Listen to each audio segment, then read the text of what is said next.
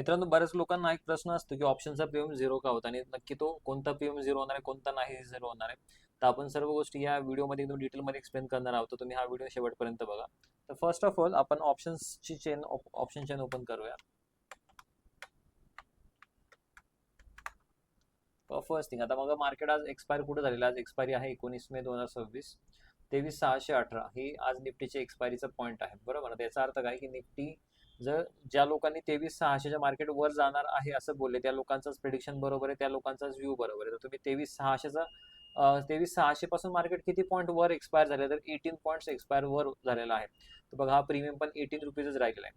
ज्या लोकांचं असं प्रेडिक्शन होतं की 23,650च्या मार्केट वर जाईल, तर आज मार्केट वर गेलं का 23,650च्या तर वर नाही गेलं, त्यांचं प्रेडिक्शन चुकलं, म्हणजे त्यांचे प्रीमियम्स आज पूर्णपणे झिरो होणार. तर इथून पुढचे जे सगळे प्रीमियम्स आहेत ते सगळे प्रीमियम झिरो झालेले आहेत बघा. ठीक आहे. ऑपोजिट साईडला लॉजिक काय असणार की लोक पुट घेतात. ते पुट म्हणजे त्यांचा व्ह्यू बेरिश आहे की मार्केट खाली पडणार आहे. तर ऑफकोर्स मार्केट 23,650, इथे 23,650चा हा पुट आहे, 31 रुपीज आहे, म्हणजे 32 रुपीज कन्सिडर करूया.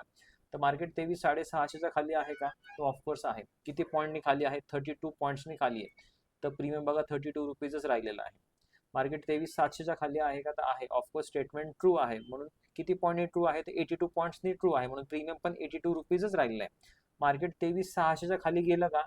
तर ऑफकोर्स नाही गेलं, म्हणजे 23,600चा हा जो पुट आहे हा झिरो होणार आहे.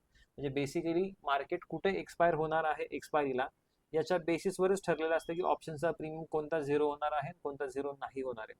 तर हा व्हिडिओ बघितल्याबद्दल खूप खूप धन्यवाद. आणखी तुम्हाला जे काही डाऊट्स असेल, तुम्ही या डाऊट्स आपल्याला कमेंट करू शकता. आपण त्या सर्व गोष्टींवर पण आपण डिटेल एक व्हिडिओ बनवूया. Thank you so much.